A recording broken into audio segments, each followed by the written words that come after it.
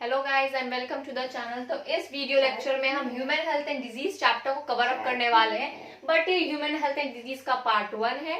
Part 2 जो हमारा रहेगा वो सारे डिजीज, उनके सिम्टम्स, उनके पैथोजन पे बेस्ड रहेगा।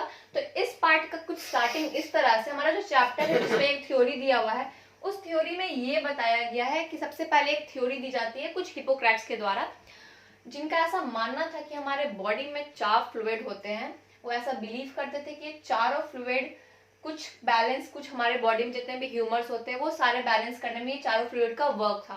बट एक्चुअली ये थ्योरी ऐसी कुछ है नहीं। हमें भी पता है कि हमारे बॉडी में सिर्फ एक फ्लूइड है और ये थ्योरी डिसअप्रूव कर गई थी ऐसे अपकमिंग टाइम में। लेकिन उस टाइम में इसी बेसिस पे लोगों के ट्रीटमेंट्स हुआ करते थे। अब जितने भी इलाज और ट्रीटमेंट्स होते थे वो इस बेसिस पे होते थे, लेकिन ये थ्योरी अब रिजेक्टेड है। ये ऐसे भी डिसअप्रूव्ड ही थी उस टाइम भी, ये थ्योरी में कोई लॉजिक नहीं था। लेकिन ये तीनों जो 4 फ्लूइड हैं जिनमें आप कलर देखो, उनका कहना था कि एक रेड है, एक येलो है, एक ब्लैक बाइल है, एक वॉयलेट है। तो हमें पता है कि एक्चुअली हमारे बॉडी में सिर्फ यही फ्लूइड है, रेड और येलो करके कोई फ्लूइड नहीं था, ब्लैक बाइल भी ऐसा कोई फ्लूइड नहीं था, ना ही वॉयलेट था। लेकिन उनका ये मानना था कि तुम्हारा जो बॉडी में उस टाइम ब्लैक बाइल फ्लूइड था, उनके मानने पे अगर वो इंक्रीज करा या किसी की बॉडी में ज्यादा इंक्रीज फॉर्म में ज्यादा वॉल्यूम है, तो वो पर्सन को उन लोग डिजीज मानते थे कि उन्हें कोई बीमारी है। अब जो हमारा चैप्टर है वो है ह्यूमन हेल्थ। तो एक्चुअली हेल्थ क्या स्टेट करता है, हेल्थ मीन्स क्या होता है? हेल्थ मीन्स हमारा सिर्फ फिजिकल पोस्चर ही हेल्थ नहीं बताता है, हेल्थ नहीं डिफाइन करता। हम फिजिकली किसी को भी हेल्दी नहीं मान सकते। हेल्थ डिफाइन करने के लिए, पता करने के लिए 3 चीजें बहुत जरूरी है। पहला physical, mental and social wellbeing. Physically तो वो हेल्दी होना ही चाहिए, मेंटली भी वो हेल्दी होना चाहिए, क्योंकि वो उसके जो मेंटल माइंड, उसका जो अंदर में क्या चल रहा, if a person is stressed, annoying या बहुत ज्यादा इरिटेटेबल है, बहुत ज्यादा गुस्से वाला है, तो वो मेंटली स्टेबल फॉर्म में नहीं चल रहा है। या बहुत लोग मेंटली डिसेबल्ड होते हैं तो उनका भी हेल्थ हम लोग परफेक्ट नहीं बोल सकते। फिर सोशल वेलबींग, कि वो सोशल गैदरिंग्स में कैसा ट्रीट करता है, कैसा बिहेव करता है, उनका बिहेवियर 4 लोगों के सामने में कैसा बन के आता है। तो ये तीनों चीज भी इंपॉर्टेंट है एक हेल्थ को डिफाइन करने के लिए। फिर जो आता है डिजीज, तो आखिर डिजीज क्या होता है? तो डिजीज को साइंटिस्ट ने 2 पार्ट्स में बांटा है। तो ये 2 पार्ट्स में उन्होंने बताया है कि 2 तरह की डिजीज हो सकते हैं। एक तो इन्फेक्शियस हो सकता है, इन्फेक्शियस नाम से पता चल रहा है कि वो ट्रांसमिट करेगा एक दूसरे से, one person to another person वो ट्रांसमिट करेगा।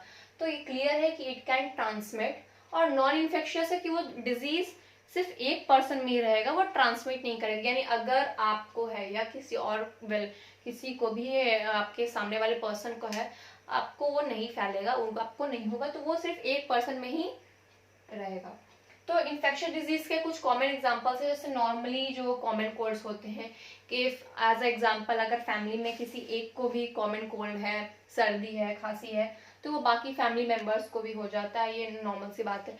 फिर जो infection disease most popular disease है, एड्स हो गया। नॉन इन्फेक्शियस में लाइक एग्जांपल कैंसर ले लो। अगर किसी भी पर्सन को, कोई भी person, even in family member, friends, अगर उन्हें कैंसर है, किसी टाइप का भी है, तो वो दूसरे पर्सन में ट्रांसमिट नहीं करेगा। हाँ, उसका इन्फेक्शन आप में जा सकता है उनके साथ बैठने से, उनके बगल में बैठने से, उनके जो मुंह से वाटर पार्टिकल्स जो निकलते हैं या उनके फूड पार्टिकल्स, आपको इन्फेक्शन हो सकता है लेकिन कैंसर नहीं हो सकता। तो ये नॉन इन्फेक्शियस डिजीज में आता है। फिर अगर human health and disease chapter है, तो ह्यूमन हेल्थ कैसे बनता है, बॉडी में क्या चाहिए हेल्थ के लिए? तो इम्यूनिटी। इम्यूनिटी जो वर्ड है आखिर क्या है और वो इम्यूनिटी हम कैसे डिफाइन करते हैं? तो सबसे पहले इम्यूनिटी क्या है, ये डेफिनेशन बहुत इंपॉर्टेंट है। ये 1 मार्क्स का डेफिनेशन हो सकता है आपका। तो इम्यूनिटी आपको 1 मार्क्स में क्वेश्चन आ सकता है। तो ये डेफिनेशन लिखना इंपॉर्टेंट है कि ओवरऑल, मैं यहाँ पे स्टार मार्क कर देती हूँ जो डेफिनेशन इंपॉर्टेंट है। फिर आपका यस, हेल्थ का भी डेफिनेशन बहुत इंपॉर्टेंट है। और ये क्वेश्चन बन के आ सकता है कि हिपोक्रेट्स का, ये हिपोक्रेट्स के बारे में, कि उनका क्या मानना था कि कौन से फ्लूइड के इंक्रीज होने से आदमी को वो डिजीज्ड पर्सन क्लैरिफाई कर देता था। तो आपको याद रखना पड़ा कि वो ब्लैक बाइल था। ठीक है, ये भी इंपॉर्टेंट क्वेश्चन है। और इन्फेक्शियस नॉन इन्फेक्शियस डिजीज याद करना बहुत सिंपल है, उनके एग्जाम्पल याद करना बहुत सिंपल है। ओके, इम्यूनिटी का जो डेफिनेशन है, overall ability to host to fight, overall ability of host to fight, हमारे बॉडी के अंदर जो होस्ट है उसके पास जो ओवरऑल पूरा मैक्सिमम एबिलिटी होती है फाइट करने के लिए कोई भी डिजीज कॉजिंग ऑर्गेनिज्म से conferred by the immune system is called immunity. ठीक है, हमारे बॉडी में अगर किसी टाइप के भी पैथोजन एंटर कर जाता है, किसी टाइप के भी ऑर्गेनिज्म एंटर कर जाते हैं, अगर हमारा जो होस्ट है, हमारे बॉडी का जो इम्यून सिस्टम है वो स्ट्रॉन्ग है, वो एबल है फाइट करने के लिए, तो वो डिजीज ऑर्गेनिजम्स को वो मार गिराता है या उसके ऊपर वो ऐसे होता है। एक समझो कि आपकी बॉडी में एक वॉर चल रही होती है, अगर कोई भी स्ट्रेंज ऑर्गेनिज्म, स्ट्रेंज पैथोजन जो हमारे बॉडी में आइडेंटिकल नहीं है, तो वो जो हमारा इम्यून सिस्टम है उसे रीड कर लेता है, पढ़ लेता है, तो वो उसे मार गिराता है क्योंकि वो हमारे बॉडी का नहीं है, वो बाहर से आया है। तो इसी तरह, लेकिन अगर इफ इन सम केसेस अगर ऐसा नहीं होता है तो वो जो पैथोजन है या ऑर्गेनिज्म है वो बॉडी में होस्ट में टेक ओवर कर लेता, वो हमारे होस्ट को टेक ओवर करके हमारे बॉडी का इम्यून सिस्टम वीक कर देता। तो इम्यून सिस्टम स्ट्रॉन्ग रहना बहुत इंपॉर्टेंट है। इम्यून सिस्टम दो तरह के होते हैं, एक आपको बाय बर्थ होता है जिसको बोलते हैं इनेट। बाय बर्थ मतलब आपके जन्म लेते ही आपके बॉडी में जो तुरंत इम्यून सिस्टम डेवलप हुआ वो आपको इनेट इम्यूनिटी सिस्टम कहलाया। इफ एक बच्चा अगर जन्म लेता है तो उसको जन्म लेते के साथ ही उसके बॉडी में एक इम्यून सिस्टम ऑलरेडी डेवलप हो जाता है। जैसे ही उसने जन्म लिया उसके बॉडी में वो इम्यून सिस्टम ऑलरेडी डेवलप्ड हो गया। वो इम्यून सिस्टम उसने सीखा नहीं है, उसे दिया नहीं गया है, उसके बॉडी में वो ऑलरेडी था जन्म से ही, तो वो हो गया इनेट इम्यून सिस्टम। ठीक है, फिर एक्वायर्ड क्या होता है, जो लोग अपने लाइफ टाइम में लेते हैं, यानी कि अब वो धीरे धीरे वो बच्चा बड़ा हो रहा है, 14-15 साल का हो रहा है, तो जब वो अपने लाइफ टाइम में, अपने लाइफ सर्कल में जो इम्यून सिस्टम एक्वायर करता है इन्वायरमेंट से, पर्सन से, चीजों से, वो हो गया हमारा एक्वायर्ड इम्यून सिस्टम। एक्वायर्ड मतलब वो ले रहा है, इनेट मतलब उसमें ऑलरेडी है, बाय बर्थ है, उसे किसी ने दिया नहीं, उसका वो सेल्फ है। ठीक है, तो समझो इनेट इम्यून सिस्टम क्या होता है, ये इंपॉर्टेंट है, इसके पॉइंट्स समझना। इनेट इम्यूनिटी सिस्टम में non specific type of defence है। इसका डिफेंस सिस्टम जो है वो बिल्कुल ही नॉन स्पेसिफिक है। इसके कुछ 4 तरह के बैरियर्स होते हैं जो हमारा इनेट इम्यूनिटी सिस्टम है। बाय बर्थ कैसे हुआ, हम जन्म लेते हैं, हमारे बॉडी में स्किन होती है, तो हमारी जो स्किन होती है वो एक इम्यूनिटी सिस्टम की तरह काम करती है, एक रक्षा कवच की तरह काम करती है कि हमारे बॉडी में कोई भी ऑर्गेनिज्म, पैथोजन को इसके थ्रू एंटर करना पड़ेगा। तो कभी कभी होता है कि स्किन एंटर नहीं करने देती, कभी कभी अलाउ नहीं करने देती है, तो हमारा जो स्किन है वो भी एक बैरियर की तरह काम करता है। तो स्किन क्या हुआ, एक फिजिकल बैरियर हो गया, क्योंकि ये फिजिकली आपको दिख रहा है, फिजिकली अपीयरेंस में आपको पता चल रहा है। तो एक एग्जाम्पल हो गया आपका स्किन, फिजिकल बैरियर में। दूसरा बैरियर होता है फिजियोलॉजिकल बैरियर, वो भी बाय बर्थ होता है, कुछ कुछ बाय बर्थ होते हैं फिजियोलॉजिकल बैरियर। जैसे आपके बॉडी में जो एसिड है वो आप बाहर से नहीं ले रहे हो, आपके बॉडी में वो ऑलरेडी है, स्टमक में, सलाइवा आपके माउथ में है, ये सब बाय बर्थ है। टीयर बाय बर्थ है, स्वेट बाय बर्थ है, पीएच, बाइल जूस, ये सारी चीज आपके बॉडी में बाय बर्थ है, और ये फिजियोलॉजिकल बैरियर में आते हैं। ये पांचों बैरियर आपके लिए, ये चारों बैरियर आपके लिए बहुत ज्यादा इंपॉर्टेंट है। फिर जो हमारा सेलुलर बैरियर यानी कि सेल से रिलेटेड, जैसे कि WBC, व्हाइट ब्लड सेल, और ये पॉलीमॉर्फोन्यूक्लियर ल्यूकोसाइट्स। पॉलीमॉर्फोन्यूक्लियर ल्यूकोसाइट्स, आप सिर्फ इसका नेम याद रखो, इसके बारे में डेफिनेशन आपके बुक में नहीं दी गई है, इसका मतलब ये क्वेश्चन रेलिवेंट नहीं है, आपको नहीं आएगा एग्जाम में, बट एज अ एग्जाम्पल बस आपको इसको याद रखना है कि सेलुलर बैरियर में ये 2 चीज आते हैं, WBC, पॉलीमॉर्फोन्यूक्लियर ल्यूकोसाइट्स। ठीक है, ये है PNL, आप इसको ऐसा शॉर्ट फॉर्म में याद रख लो, PNL। Cytokine barrier, cytokine barrier जो है जैसे कि secretes interferons which protect non infected cells. कुछ साइटोकाइनाइन, जैसे अगर मान लो, बहुत छोटा सा एक एग्जांपल दे रही हूँ, चलो आप हम एक एग्जांपल से समझते हैं। ठीक है, साइटोकाइनाइन आखिर वर्क कैसे करते हैं, और ये जो सेंटेंस लिखा हुआ वो बहुत सिंपल है, तुरंत समझ में आ जाएगा। ये क्या लिखा है, secrete interferons which protect non infected cells. ठीक है, 2 सेल बना रही हूं, ये है इन्फेक्टेड सेल, मतलब इसमें वायरस या जो भी पैथोजन है वो इन्फेक्ट कर गया है। ये है नॉर्मल सेल। अब क्या हुआ, ये तो इन्फेक्टेड सेल है, इसमें पहले से ही वायरस या किसी पैथोजन ने अटैक कर लिया है, तो अब ये एक सिक्रीट करते हैं, एक तरह से समझो मैसेज भेज रहा है दूसरे नॉर्मल सेल को कि तुम बच जाओ, मैं इन्फेक्ट हो गया हूं, तुम बच जाओ, तुम इन्फेक्ट नहीं होना। तो ये क्या करता है, ये इंटरफेरॉन सिक्रीट करता है।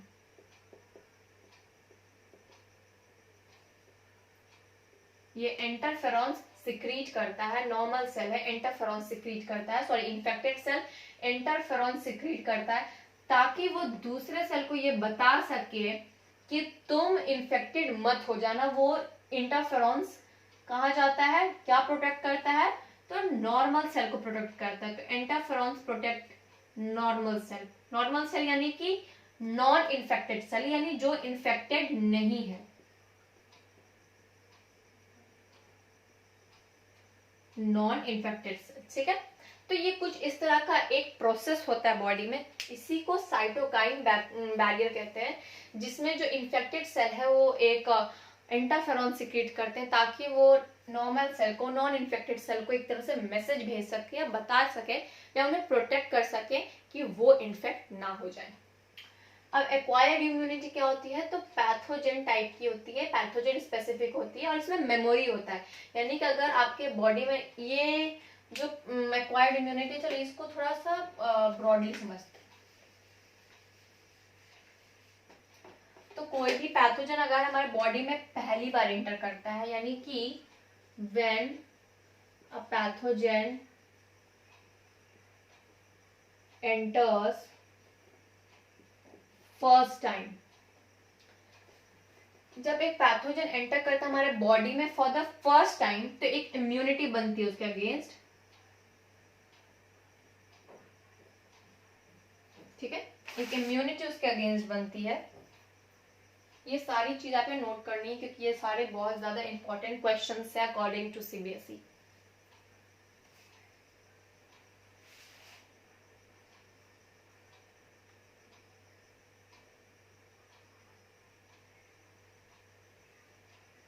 ठीक है, तो जब एक पैथोजन एंटर करता है फर्स्ट टाइम, तो हमारी जो बॉडी है एक रिस्पॉन्स तैयार करती है, उसके अगेंस्ट एक रिस्पॉन्स देती है। रिस्पॉन्स के अर्थ में अगर कहना चाहे, रिस्पॉन्स मतलब पहली बार अगर कोई भी स्ट्रेंजर आपके घर पे एंटर करेगा, तो आप थोड़ा मतलब तुरंत ही आप हमला नहीं कर दोगे उस पर, आप पहले सोचोगे, याद करने की कोशिश करोगे, अच्छा हमने इन्हें कहीं देखा नहीं देखा, अगर सच में अनजान है तो ठीक है, थोड़ा मतलब नॉर्मली बात करोगे, मतलब इतना फ्रेंडली नहीं हो जाओगे, उनसे पूछोगे क्या काम है क्या नहीं है। ठीक है, लेकिन अगर वही पर्सन आपके घर में दोबारा आता है, आप उन्हें पहचान जाओगे। उसी तरह हमारी बॉडी का भी कुछ ऐसा ही फंक्शन है कि एक बार जब पैथोजन एंटर करता है फर्स्ट टाइम के लिए, तो एक रिस्पॉन्स तैयार करता है। ठीक है, ये जो रिस्पॉन्स होता है इसको हम प्राइमरी रिस्पॉन्स बोलते हैं। प्राइमरी क्यों बोलते हैं, फर्स्ट है ना, तो प्राइमरी रिस्पॉन्स। और ये बहुत ज्यादा लो इंटेंसिटी का होता है सॉरी, ये बहुत ज्यादा लो इंटेंसिटी का होता है, मतलब ये बहुत ज्यादा इफेक्टिव नहीं होता है। क्यों नहीं इफेक्टिव होता है, ये बहुत ज्यादा लो इंटेंसिटी का होता है, क्योंकि आप एग्जांपल लो कि अगर आपके घर में पहली बार कोई गेस्ट आया हो, बिल्कुल आपके एक स्ट्रेंजर है, तो यू विल बी तुम बिल्कुल उसके साथ धीमी धीमी बात करोगे, नॉर्मल बिहेव करोगे, अपना वो वे नहीं दिखाओगे जो तुम अपने फ्रेंड्स के साथ, फैमिली के साथ बिहेव करते, तुम वैसा उनके साथ बिल्कुल बिहेव नहीं करने वाले, क्योंकि तुम्हें पता है कि तुम उनके बारे में कुछ नहीं जानते। तुम कोशिश करोगे, तुम उनसे जान पहचान बढ़ाओगे, तब तक तुम्हारे जो बॉडी बिहेवियर है वो बिल्कुल लो रहेगा, धीमा रहेगा, आगे वाले को लगेगा कि तुम वैसे हो ही नहीं। लेकिन अगर वही 3-4 बार तुम्हारे घर में आ जाए, 5-6 बार आ जाए, वीकली आ जाए, तो तुम बिल्कुल कैजुअल हो जाओगे, फ्रेंडली हो जाओगे उनके साथ। तो कुछ इस तरह हमारी बॉडी करती है कि जब एक पैथोजन हमारे बॉडी में फर्स्ट टाइम एंटर करता है, तो वो एक रिस्पॉन्स तैयार करती है, जो एक प्राइमरी रिस्पॉन्स कहलाता है। वो बहुत ज्यादा लो इंटेंसिटी का होता है, वो बहुत ज्यादा इफेक्टिव नहीं होता। लेकिन अगर यही पैथोजन सेकेंड टाइम आ जाए, ठीक है, अगर यही पैथोजन हमारे बॉडी में सेकेंड टाइम आ जाए, तो एक सेकेंडरी ऑटोमेटिक रिस्पॉन्स तैयार होता है। सेकेंडरी ऑटोमेटिक रिस्पॉन्स तैयार होता है जो बहुत ज्यादा हाई इंटेंसिटी का होता है और जो इसे टिकने भी नहीं देगा।